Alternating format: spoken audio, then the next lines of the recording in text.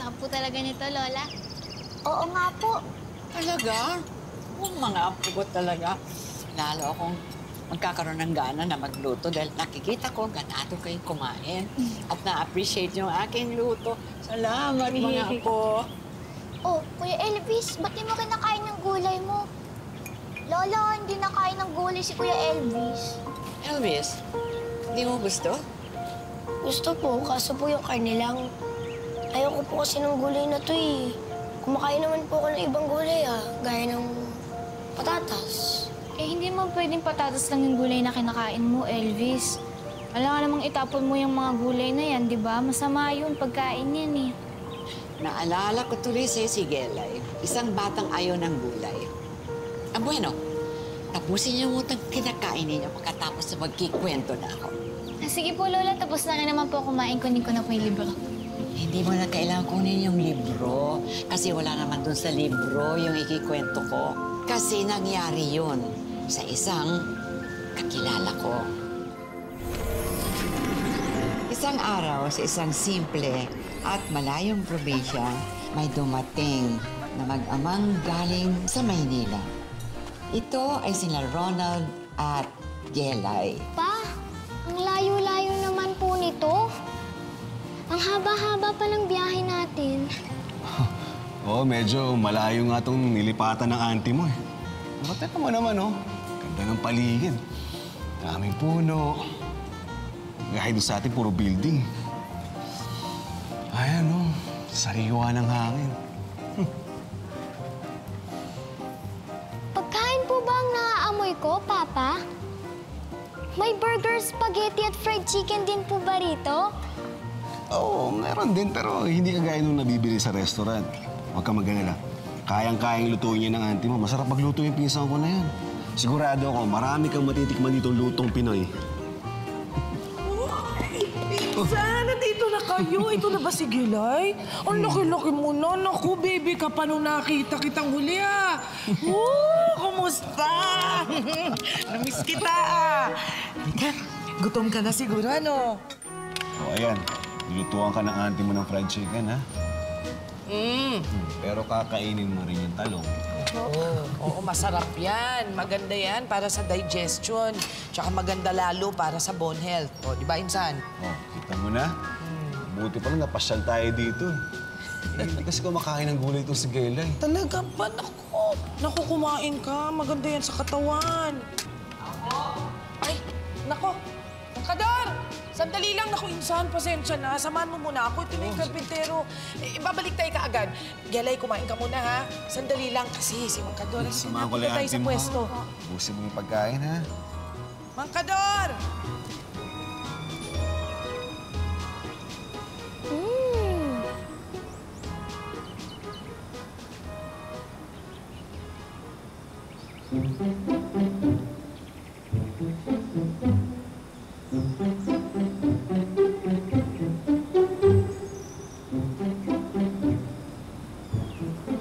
Parang di naman masarap yung talong.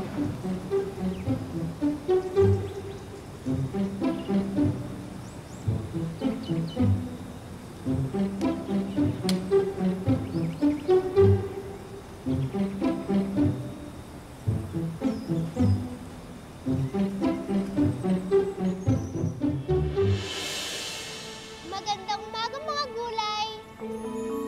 Hindi naman magandang araw, di ba? Bakit ka umiiyak? Eh, paano? Yung bisita mo. Tinapon yung regalo ko, yung bunga ko. Ha! Papa! Sandali lang. Babae nakikipag-usap po sa halaman. Parang si Ate Alice. Oo nga, no. Ako yata yun eh. We, paano ka naman napasali sa kwento, Ate Alice? Naalala ko kasi dati, nung sa kubo pa lang nakatira si Aling Metring, puno ng halaman yung bahay niya, kaya lagi akong bumibisita dun sa kanya. Kasama nga ang Ate Alice ninyo sa kwento. Ha? Hindi kita maintindihan. Ay, sorry. Sino ka ba? Ako si Alice. Ikaw, anong pangalan mo? Jelay. Bakit gumagalaw at nagsasalita ang mga halaman dito? Nakakatakot. Huwag kang matakot. Mababait sila. At mga kaibigan ko sila. Kaya nga lagi ko silang dinadalaw dito. Pero totoo ba tinapon mo ang bunga ni Talong? Hala, bakit mo naman yung ginawa? Ayoko naman kasi ng gulay. Kahit na. Pagkain pa rin yun. Dapat di mo sinasayang. Tsaka pinaghirapan nila yun. Alam ko na. Ipapakilala na lang kita sa kanila. Madaming mga halaman dito sa bahay kubo. Excuse me. Bahay kubo. Kahit munti ang halaman doon ay sari-sari.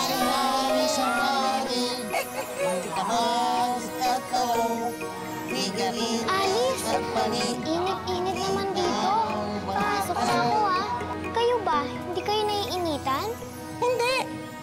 Mahal namin ang init na dala ng haling araw. Nagpapalakas siya sa amin. Nagpapabigay ng sustansya sa aming lahat. Gusto mo, Jelay? Hindi, okay na ako. Yun din po yung lesson namin kanina sa school, Lola. Sabi po ni teacher, yung energy raw po nanggagaling daw po yun sa sun. Tapos, titrap daw po ng dahon. Tapos, kinakonvert po ng mga halaman yung energy na yon para po lumago at mabuhay sila. Oo nga, no. Teka, ano nga bang tawag doon? Photosynthesis po. Oy, ang galing naman ng apo ko. Nakikinig ka sa lessons, ano?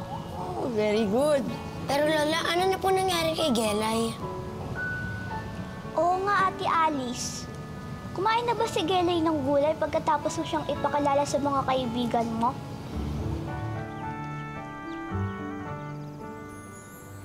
Papa! Nagsasalita po ang mga gulay! Kumakanta pa nga po sila eh! Magpakilala din kayo sa papa ko! Hoy! Hoy! Hoy! Anak, baka naman nananaginip ka lang. Hindi po, buhay po talaga sila. Buhay talaga mga halaman, Gelay. Kaya nga tayo nakakakuha ng bunga sa kanila eh. Kelay, baka naman naiinip ka lang kaya gumagawa ka ng kwento. Pasensya ka na kung busy kami ni Auntie Metring mo. Nagpapagawa siya ng tindahan eh. Hayaan mo. Pagkatapos nun, magbabanding na tayo. Promise. O ngayon, pumasok na tayo kasi gabi na. Mahahamugang kayo. Baka magkasakit kayo. Halika na. Hindi ka na.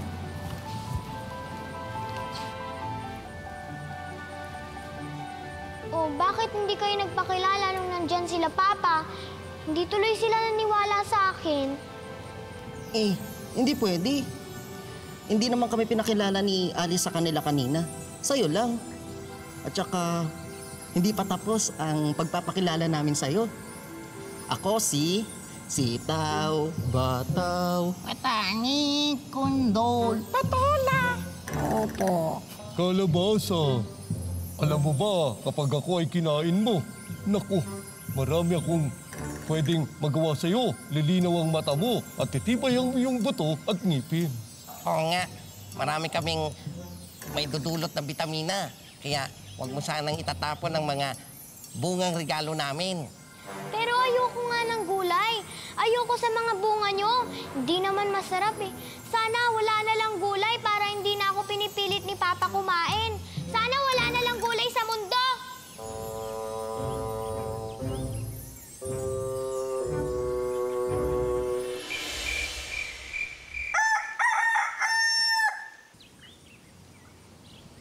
Ano nangyari sa mga halaman ko?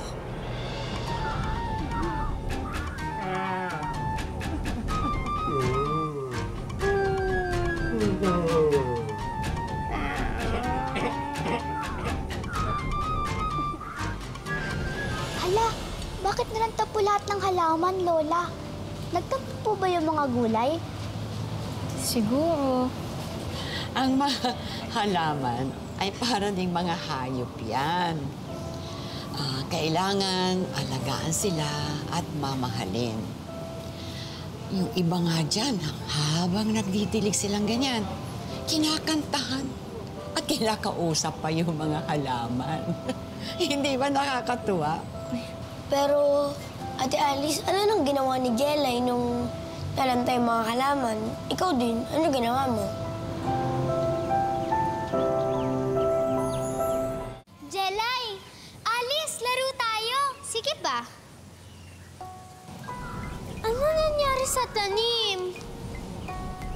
Bakit natuyo kayo? Sandali lang didiligan ko kayo. Alice, wag na!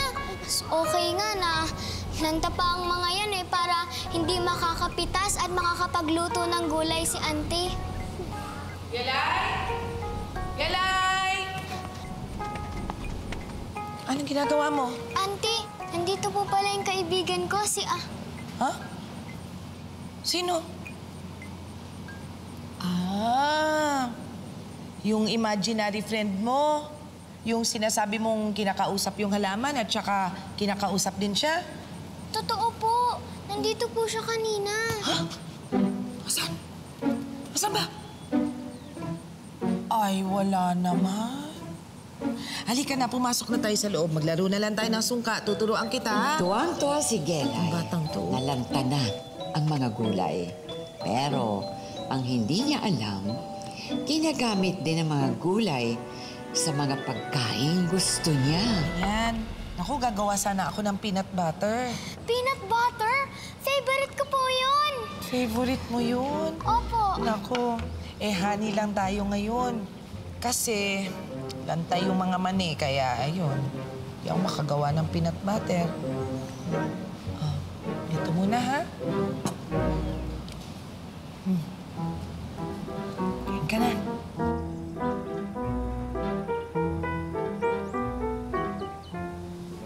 Eto na, Gelay. Ang order mo, spaghetti! Yay! Bakit po hindi pula? Kasi lanta pa yung mga kamatis kaya hindi ako makagawa ng spaghetti sauce. Ayan, hinalo ko na lang sa tuna. Nag-experiment ako. Kain ka.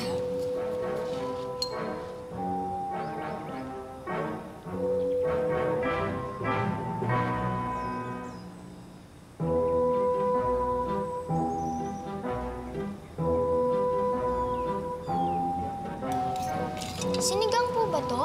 Parang hindi naman Naku, nilaga na lang yan, Gelay. Oo nga, akala ko yung masarap na sinigang yung iluluto mo sa amin. Oo nga, insan kaso lanta pa yung mga gulay ko. Hindi ko talaga maintindihan kung bakit. Kaya naisip ko, nilaga na lang ang lulutuin ko. Kaso wala rin naman petchay. Walang repolyo, walang patatas. Pasensya na kayo, Okay lang yan. Kahit nga kalamansi man lang sana, pang sausawan, wala rin. Okay lang po sa akin yun. Masarap naman po Ay, naku. Ano ba nangyari sa mga halaman kong ito? Magandang umaga po! Sus, Marios. Pinapabigay po ni Lola Goreng. Sinong Lola Goreng? Kapitbahay niyo po kami. Ganun ba? Ano pangalan mo? Mukhang uulan na. Halika, pasok ka muna sa Ay, loob. hindi na po. Uwi na po ako. Bye-bye. Ay, ganun. Bye-bye! Pakisabi salamat!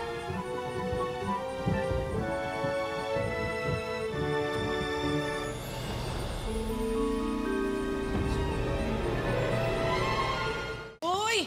Dali, upo na kayo. Sakto, kakain na. Ay, Gelay. Pasensya na wala kasing baboy at saka manok ngayon. Hindi pa ako namamalengke. Mabuti nga nabigay ng gulay yung kapitbahay. Oh, bakit sabaw lang ang kinukuha mo? Hindi ka pa rin ba kumakain ng gulay? Ay, hindi pwede yan. Oh, mukha ka ng gulay. Kain ka gulay, marami. Ubusin mo yan, ha? Opo pa. Naku! Umuulan nga pala yung sampay ko. Ha? Ay, tulungan mo ako. Tulungan mo ako. Kumain ka na dyan, Gelay. Ubusin mo yan, ha?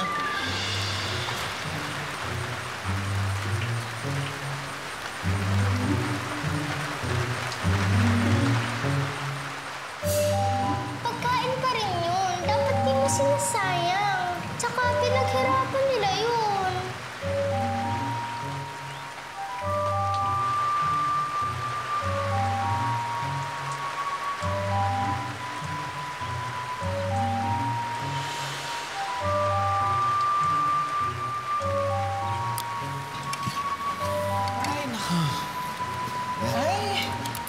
Oh, very good Kain pa. Gusto yung gulay Sige pa.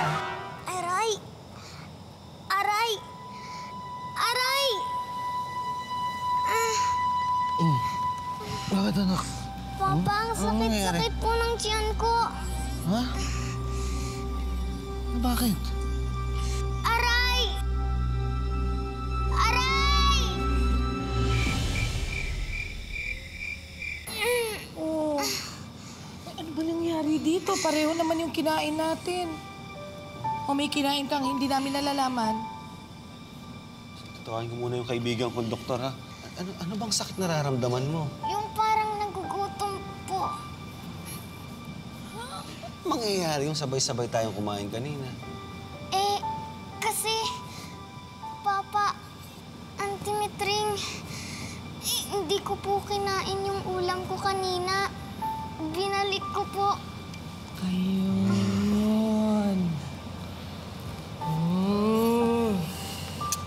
Kaya naman pala, masakit yan tiyan mo. Nagugutom. Sige na, kukuha kita na makakain mo, ha? Kelay, anak, hindi tama yung ginagawa mo, ha? Una, pinaghirapan niyo ng auntie mo. Pinagpagura niya yun, tapos babaliwalain mo lang. Pangalawa, hindi naman porket ayaw mo na yung pagkain, hindi ka nakakain. Oh, paano kung wala talagang ibang pagkain? Ha? Titiisin mo na yung gutom mo. Gusto ba ma-hospital ka?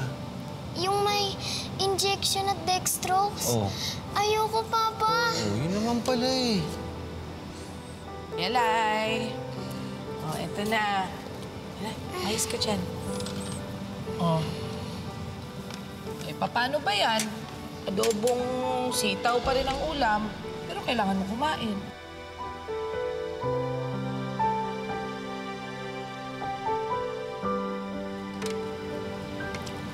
Ang sarap po pala nito. Yung sinasabi ko, dapat subukan mo muna bago mo ayawan. Eh, yung ibang bata nga walang makain eh. Kaya ikaw, dapat nagpapasalamat ka sa blessing ni Lord, ha? O sige na, mag-pray ka na. Thank you for the food and the hands who prepared them. Amen. Sige na. Sanay na sanay ka na sa buhay probinsya. Insan, Gelay. Gelay, kamusta ang pakiramdam mo? Masakit pa tiyan mo? Hindi na po, Auntie. Paano yan? Di ko po alam, pero ang kati-kati po. Parang may kumagat, Sandali, Eksakto naman, meron ditong dahon ng sili na padala si Aling Goreng. Ika. Dali, Tignan mo dyan. Huwag mong kakamutin. Mamaya-maya, mawawala na yung katin yan, ha? Huwag mong kamutin.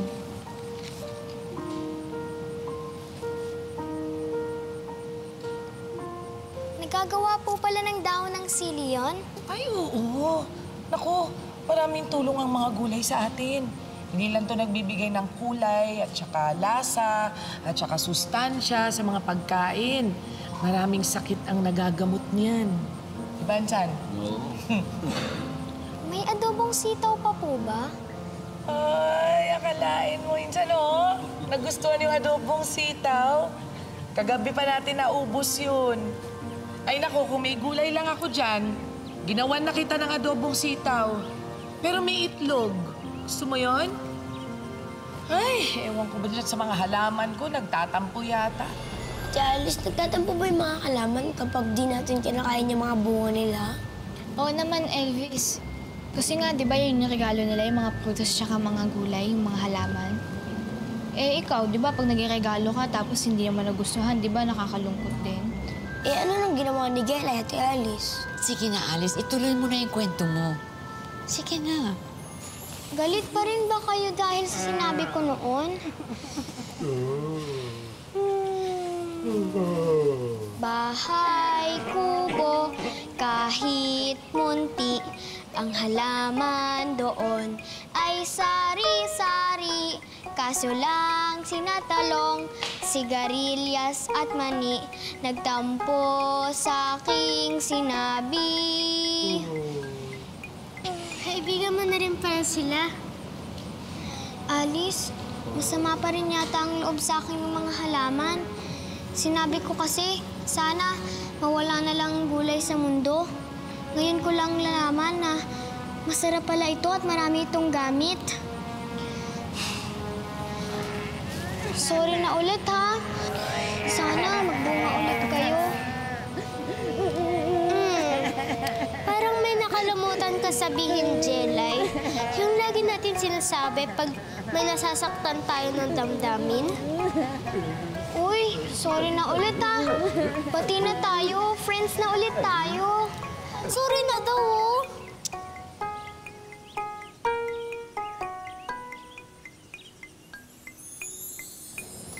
Sana bumalik na kayo sa dati niyong anyo.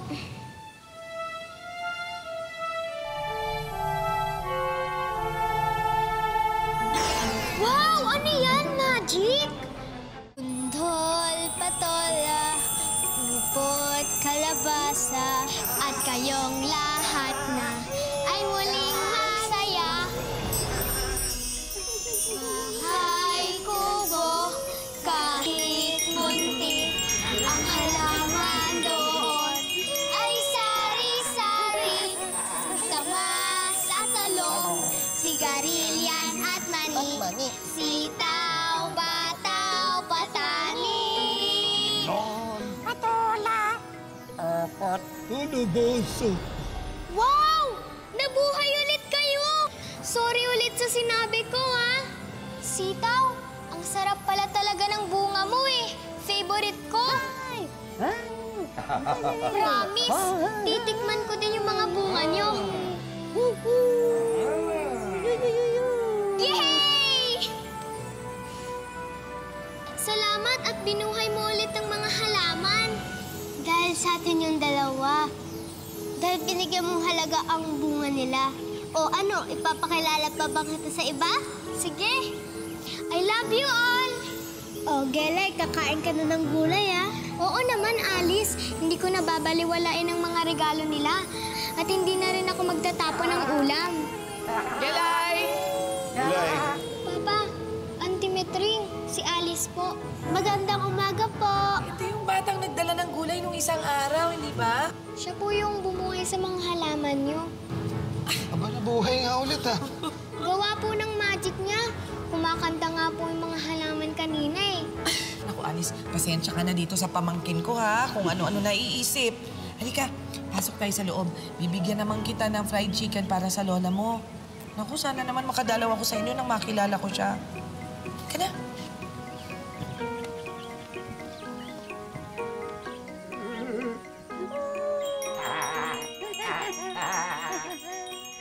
Simula nun, si Gelay, na hindi mahilig kumain ng gulay, naging si Gelay na mahilig sa gulay. Masarap naman po talaga yung mga gulay, Lola, eh. Lalo na po yung mga tanim natin. Oo nga po. Yun din po yung turo sa akin ni tatay. Sabi po niya, kung ano daw po yung nakahain, yun daw po yung kakainin. Tsaka magpasalamat daw po. Kasi daw po, blessings daw po yun. Elvis, ikaw naman, apo, anong natutunan mo? Teka lang po.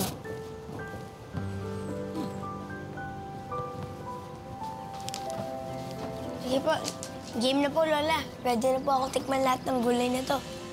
Kasi naganahan po ako sa kwento niya, eh. Pero bakit parang marami pong gulay yung hindi kasama sa kanta? Ay di sige, isama na natin silang lahat.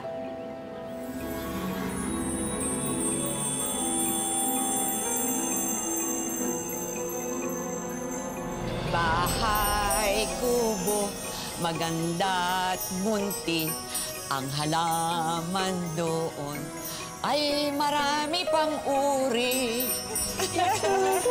Sa kangkong, sayote na marami. Karos, patatas, mayami. May ampalaya, repolyo at oka.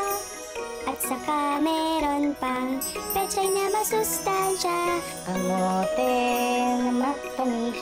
Hilaw na papaya, Tingin lang sa paligid at maraming makakita. Yay! Ang galing naman.